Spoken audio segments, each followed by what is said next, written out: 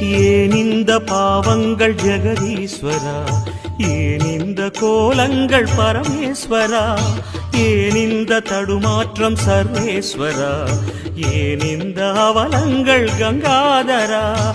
மூன்றாவதாம் உன் கண்ணையே நீர் திறப்பீர் உலகுயவே.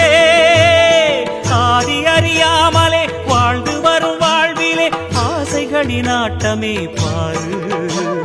வாழ்க்கையில் சாவியும் ஆழியில் வீழ்ந்ததே வழி என்பதென்ன இனி கூறு.